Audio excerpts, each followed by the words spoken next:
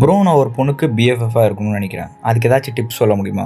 இதை பற்றி ஒரு சப்ஸ்கிரைபர் என்கிட்ட ஆஃப்னு கேட்டிருக்காங்க. ஸோ அதுக்கு தான் இந்த வீடியோ பண்ணியிருக்கேன். ஸோ வாங்க அந்த டாபிக் உள்ள போகலாம். Number 1, B genuine. அது எப்படின்னா, உங்களை நீங்களே ஒரு மாதிரி மாற்றிக்காதீங்க. அவங்களுக்காக ஜஸ்ட்டு இம்ப்ரெஸ் பண்ணுறதுக்காக அவங்கள நீங்கள் எப்படி இருக்கீங்களோ அதே மாதிரி இருங்க. அதனால தான் பொண்ணுங்க வந்துட்டு உங்ககிட்ட பேசுவாங்க. இதை சிம்பிளாக சொல்லணும்னா, don't fake your self. And இன்னொரு விஷயம் என்ன சொல்லணும்னா, பிஎஃப்எஃப் ஃபியூச்சர் கேர்ள் ஃப்ரெண்ட் மாதிரி நினைப்பாங்க எல்லாருமே. அந்த மாதிரி நினைக்காதீங்க.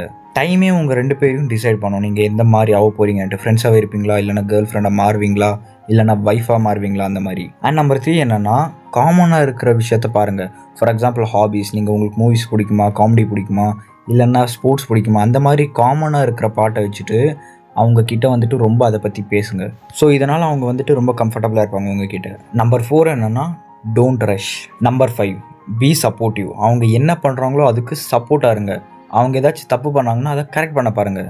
அண்ட் அவங்க பண்ணுறதுல நீங்கள் கொஞ்சம் சப்போர்ட் பண்ணிங்கன்னா அங்கேருந்து உங்களோட ரியல் பாண்டிங் ஸ்டார்ட் ஆகும். I mean best friend for our bonding start ஆகும். அண்ட் ஃபைனலாக ஒரு விஷயம், இது கேர்ள் ஃப்ரெண்ட் டிப்ஸ் எல்லாம் கிடையாது, பிஎஃப்எஃப்கான டிப்ஸு.